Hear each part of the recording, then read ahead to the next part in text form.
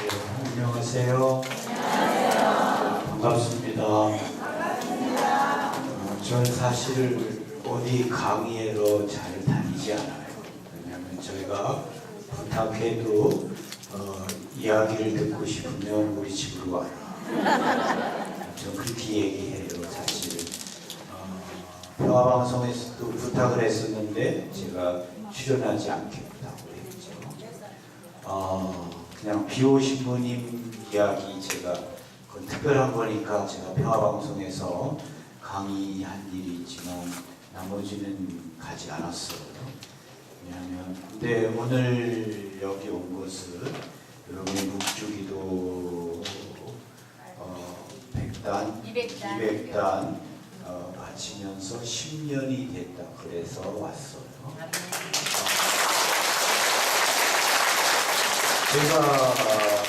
제가 묵주기도 100단을 우리 토요일마다 교우들하고 같이 제가 바치고 있어요. 여러분보다 더 많죠. 사방에서 다 와요. 곳곳에서 아마 인천에서 오는 사람들이 있을 거예요. 그 사람들도 있고, 제가 직접 4시간 동안 마이크를 들고 묵주기도 100단을 바치기도 하고, 묵주기도 100단 바치는 데는 정말 빨리 바쳐도 4시간이 걸리더라고요. 제가 여러분도 이렇게 바치겠죠? 네. 어떻게 바치냐면 저희 다시 말해 와서서 주님께 삼으시면 되면 안되시 다 복되시나이다. 천주에서 마리아님이 저와 저희 죽을 때 저희 주인을 여기소서. 아멘. 이렇게 바쳐도 4시간이 걸리더라고요. 그래서 제가 4시간 동안 계속 기도를 하다 보면 사실 4시간을 지지난주 4시간을 계속 바치니까 사실은 좀 4시간을 다 바치고 나서 의사하려고 그러면 힘도 이렇게 빠지더라고요. 그래서 여러분이 2000송이를 하자면 8시간을 해야 되는데 그래서 쉽지 않은데 그래서 제가 도대체 어떤 사람이 2000송이를 어떻게 바치나 내가 좀 만나봐야 되겠다. 그래서 오늘 오게 되었습니다. 만나서 반갑고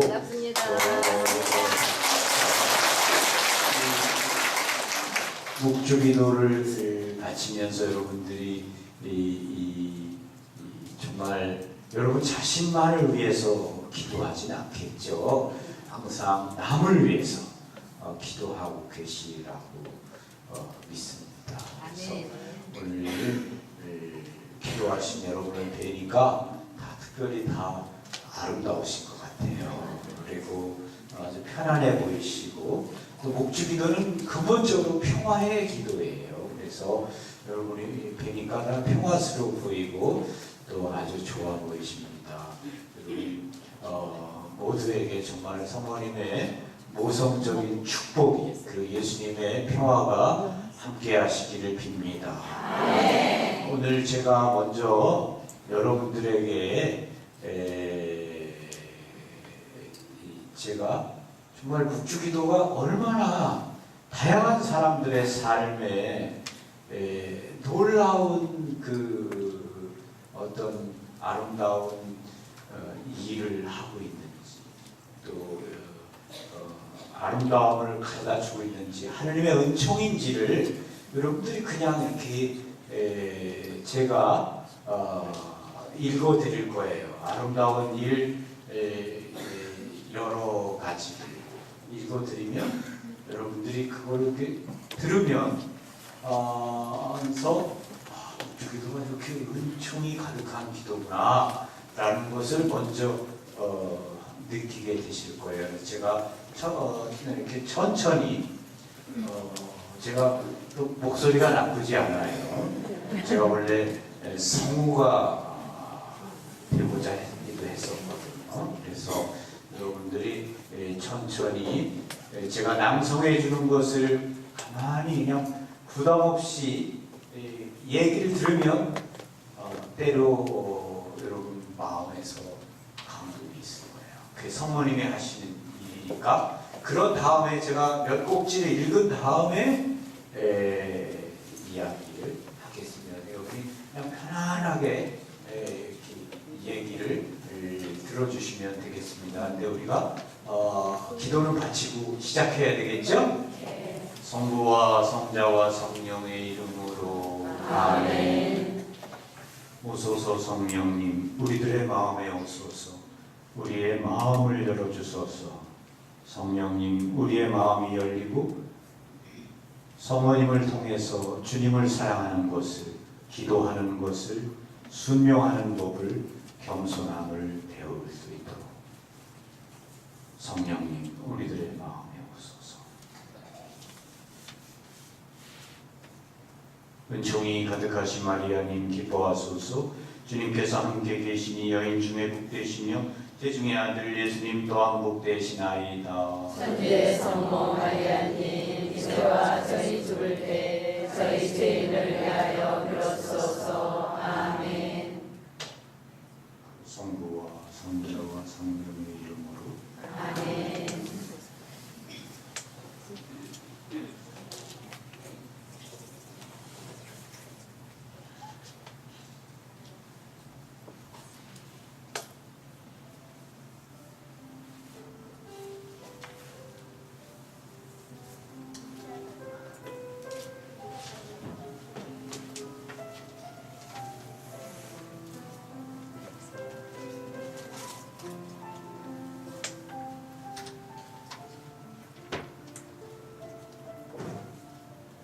특별한 지향으로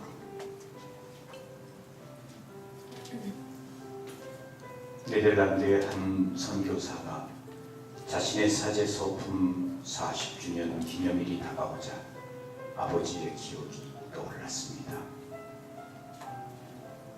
신앙심이 깊었던 그의 아버지는 임종시의 자식들을 모두 불러놓고 마지막 유언과 훈계를 했습니다. 얘들아, 너희들에게 작은 비밀 하나를 말해주마. 너희는 우리가 저녁에 하던 가족 기도가 조금이라도 길어지면 자주 그것에 대해 불평을 했었지. 너희는 내가 언제나 특별한 지향으로 라고 말하면서 5단이면 끝날 묵주기도에 6번째 단을 첨가하곤 했다는 것을 알고 있겠지. 그 지향이 무엇인지 몰랐기에 불만에 찬 얼굴로 기도를 따라하던 너희들의 모습이 눈에 선하구나. 이제 그 이유와 의미를 알려주마. 내가 너희 엄마와 결혼하던 날, 우리는 결혼식이 끝나자마자 아주 신중하고 엄숙한 서약을 했단다. 우리는 사랑하올 하느님께 약속했지. 우리가 낳을 자식 중에 적어도 한 명은 선교사가 될 수 있게 해주시도록 매일 묵주기도에 특별한 한 단을 더 바치기로 말이다. 그런데 한 명이 아니라 너희 3명이 이 소명을 받았으니 나는 이제 기쁜 마음으로 죽을 수 있다. 너희 엄마와 나는 너희의 선택에 영향을 주지 않으려고 너희에게 이 기도의 목적을 밝히지 않았던 것이다. 말을 마치고 그의 경건한 아버지는 영원한 본향으로 돌아가셨습니다. 남은 3명의 아들들은 모두 가족 기도로 받은 그들의 소명에 충실히 살았습니다.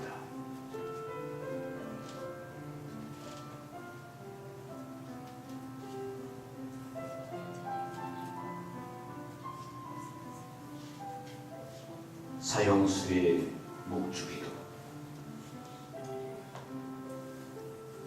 난 보좌 신부 생활을 시작하던 첫 해에 제2차 세계 전쟁이 발발하였고 곧 징병되어 전쟁터로 나가게 되었습니다.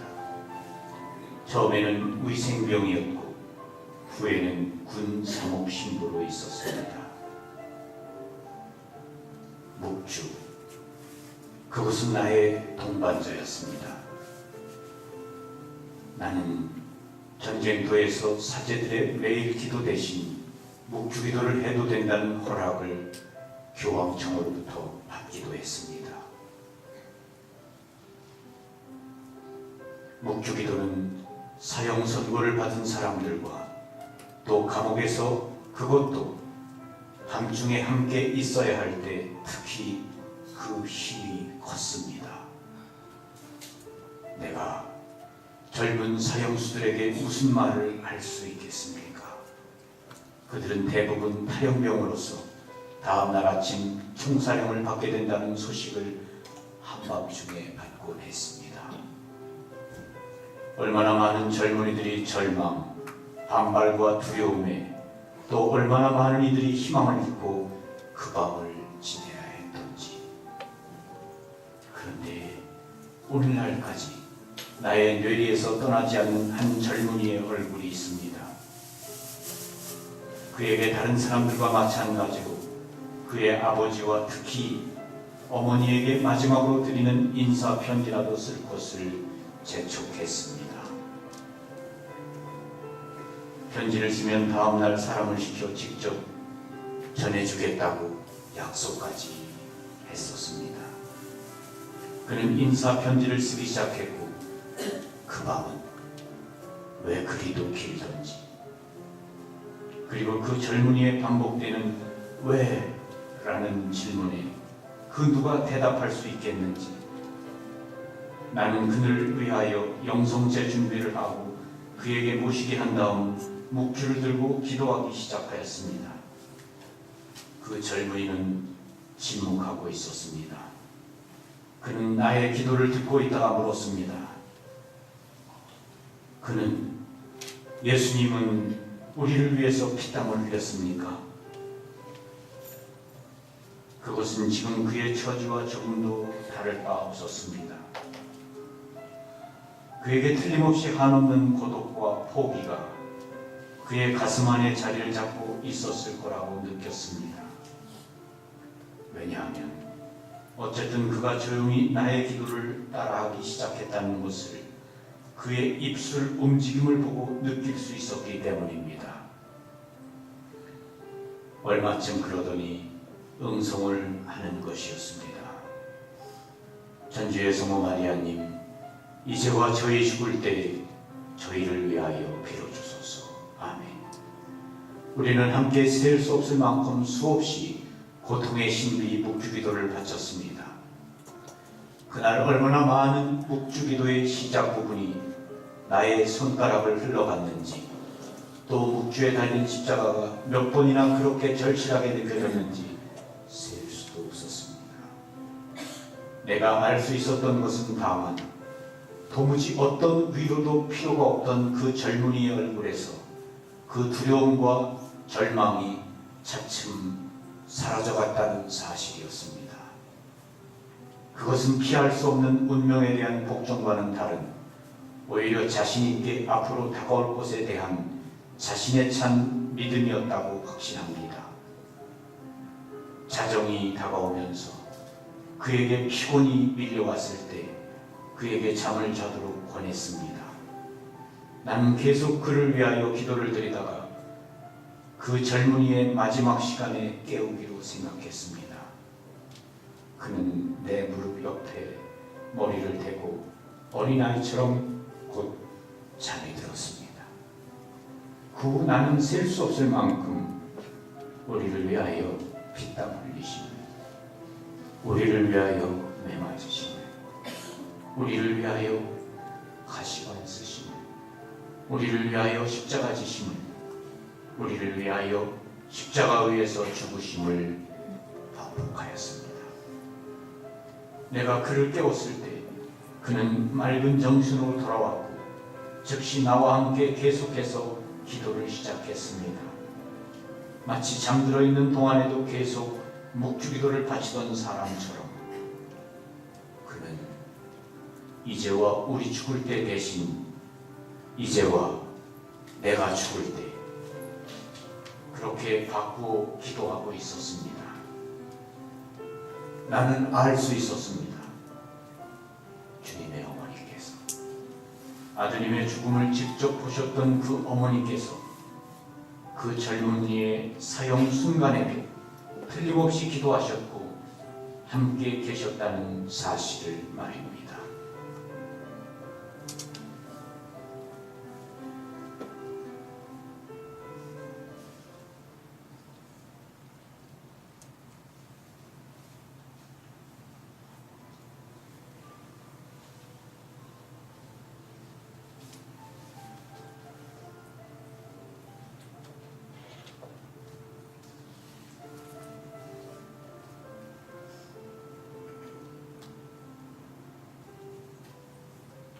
네 명의 사제나니 1945년 8월 밤 2시 45분 B-29가 타이니안 섬에서 출발하여 일본을 향하고 있었습니다. 일본의 전력을 분쇄하기 위해 히로시마를 희생키로 한 것입니다. 약 50만 명이나 되는 도시 위에 드디어 폭탄이 투하되었습니다. 인류 역사상 처음으로 원자 폭탄을 투하하기로 된 시간은 아침 8시 15분. 엄청난 빛이 번쩍였고 도시 전체는 폭파된 건물의 먼지와 함께 공중으로 튀어오르며 끓는 듯한 연기로 뒤덮였습니다. 거대한 흰 연기 구름은 3분도 안 되어 10km를 훨씬 넘어 상공으로 치솟아올랐습니다. 도시 전체가 그야말로 쑥대밭이 되어버린 것이었습니다. 남아있는 것이라고는 어둠과 피와 불타는 도시 속에서의 신음소리와 순식간의 공포뿐이었습니다. 당시의 비행기 조종사의 기록을 보면 다음과 같습니다. 이 몇 분 안 되는 짧은 시간에 치러진 끔찍한 광경을 보았던 기억으로부터 나의 생애는 영원히 자유로울 수 없을 것이다. 설사 내가 100년을 산다 해도 그것은 비단 그에만 해당되는 것이 아니고 전 세계가 충격을 받았고 히로시마는 영원히 하나의 경고로 남아있게 되었습니다. 그런데 히로시마에서 알려진 또 다른 일이 있는데 위로를 줄 희망과 같은 것이었습니다. 즉 그것은 묵주기도는 원자폭탄보다 더 강하다는 것입니다. 마리아, 우리의 어머니신 성모님께서는 기적과 같은 도우심으로 네 분의 예수의 신부님을 원자탄이 폭발한 중심으로부터 지켜주신 것입니다. 원자탄이 투하된 곳으로부터 고작 8브록밖에 떨어지지 않은 사제관을 지켜주시어 생명을 건져주신 것입니다. 후베르트 쉬퍼 신부님은 미국의 필라델피아에서 있었던 성체에 대해서 산 증인으로서 보고를 했습니다. 그는 당시 30세의 젊은 신부로서 히로시마의 성모승천 본당에 계셨던 분입니다.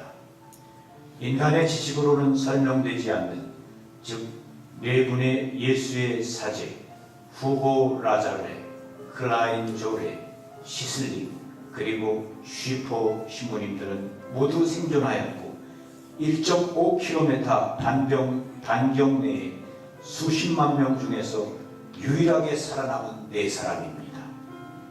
모든 전문가들에게도 수수께끼로 남은 4분 모두 방사능으로부터 아무런 해도 있지 않았으며 주변의 모든 집들과 건물들이 모두 부서졌거나 불타버렸는데도 어째서 그 사제관만이 끄떡없이 서 있는 것인지 정말로 수수께끼가 아닐 수 없었습니다. 그리고 200명이 넘는 아메리카와 일본의 의사들과 학자들이 쉬퍼 신부님의 보고를 조사했는데 그들은 도무지 어떤 설명도 할 수 없었습니다.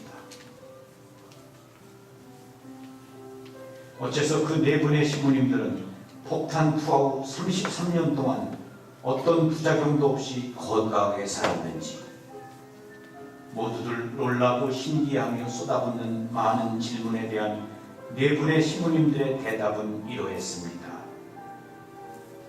우리는 선교 사제로서 우리의 삶을 파티마의 성모님의 뜻에 따라 살려고 노력했습니다.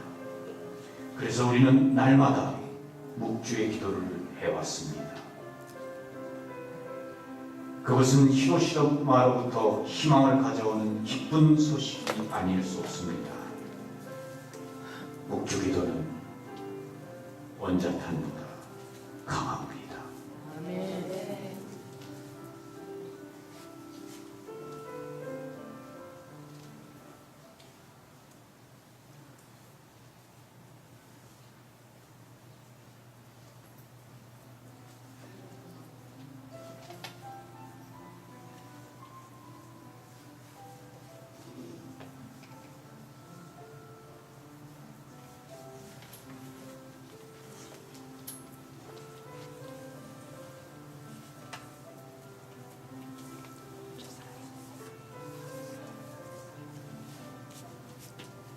길 위에 떨어진 묵주.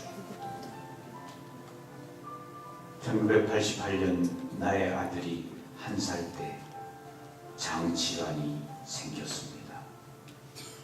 그 병은 이미 여러 달 지났고 보통의 식사로는 설사를 했기 때문에 특수식품을 먹어야 했습니다. 우리는 이 의사, 저 의사 찾아다녔습니다.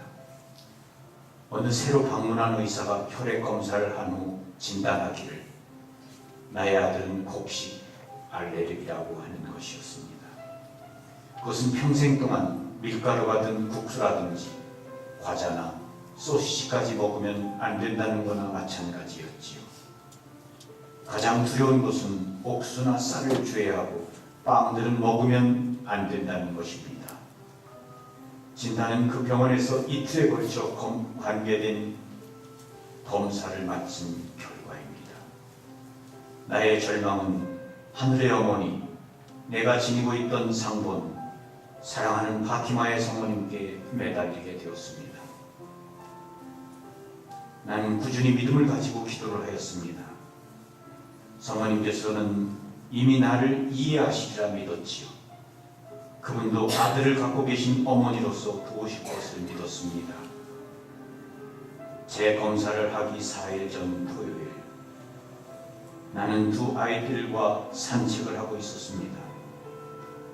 갑자기 길 위에 떨어진 묵주가 눈에 띄었습니다. 나는 이것은 좋은 징조일 것이라고 생각하고 마음이 가벼워졌습니다. 그러나 이것은 다만 하나의 좋은 징조라고만 받아들일 것인지, 또는 하늘의 어머니께서 나에게 무엇을 말씀하시려는 것이 아닐까 생각하였습니다. 나는 생각에 잠겼다가 즉시 날마다 묵주기도 드릴 것을 결심하였습니다. 검사일 전 저녁, 나는 아들의 축복을 성모님께 빌었습니다. 특히 하자 없으신 성신께 의탁하였습니다. 그리고 만약 나의 아들이 좋아진다면 파티마에 방문하여 감사를 드리기로 약속하였습니다. 사랑하는 성모님의 도우심으로 아들에게 더 이상 곡물 알레르기가 발견되지 않았다는 검사 결과가 나왔습니다. 의사는 더 이상 지금까지의 처방을 내리지 않았고 아들은 3개월 후 거의 모든 것을 먹을 수 있었습니다. 그 후로 아이는 아주 건강합니다. 1991년 5월 우리 가족은 파티마로 순례 여행을 떠났고 그곳에서 성모님께서 베푸신 은총에 감사 기도를 올렸습니다. 하늘의 어머니께서는 아무도 어려운 처지에 두시지 않습니다.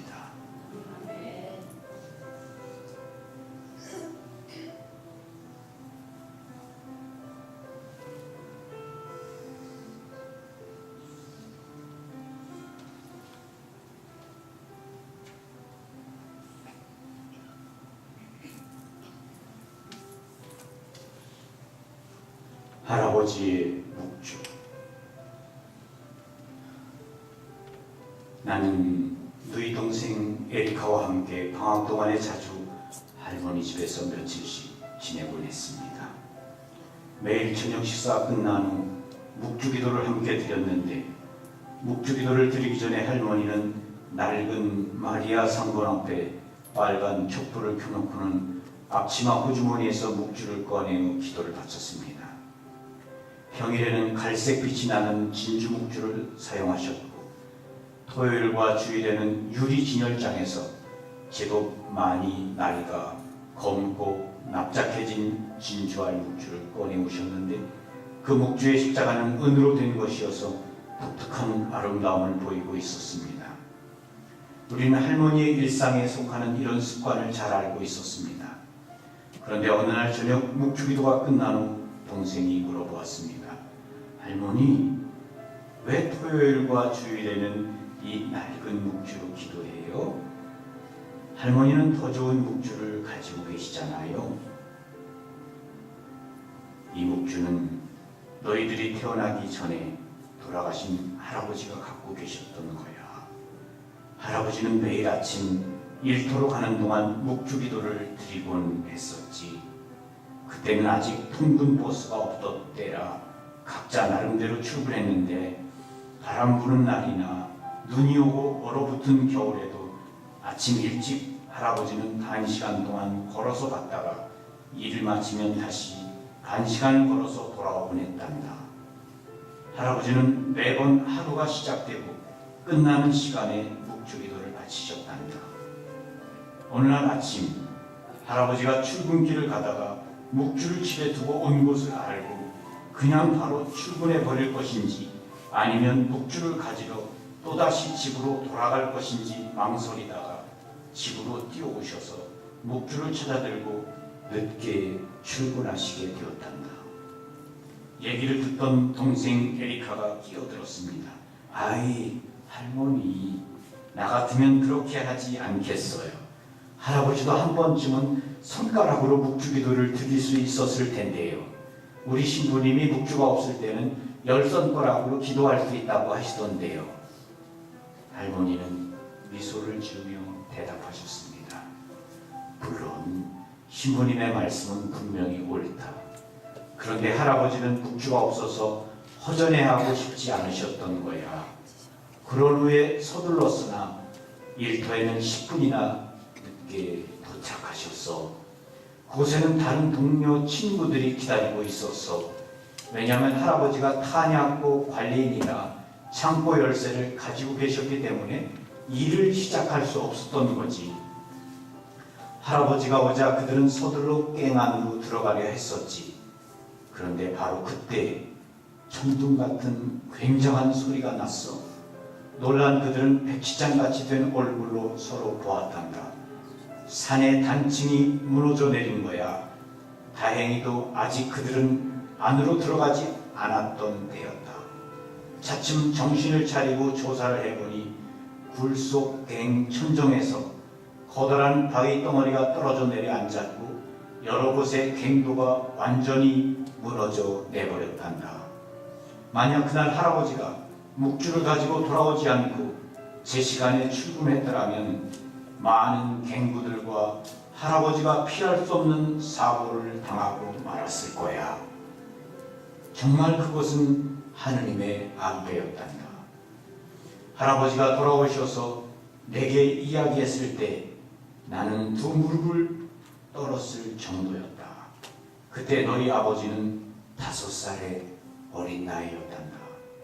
이 불의의 사고로 할아버지를 잃게 되었다면 우리는 어떻게 되었겠느냐. 내 생각으로 너희 할아버지가 드리던 묵주기도가 많은 도움을 준 것 같다. 할아버지와 나는 그 사고가 있던 이후로 이 묵주를 매우 소중히 여겼으며 우리 가정을 큰 재난에서 보호해준 것을 항상 기억하기 위해 잘 간수하게 되었단다. 그 까닭에 나는 사랑하는 성모님의 날인 토요일과 주님께서 부활하신 주일날 이 낡은 묵주를 사용하고 있단다.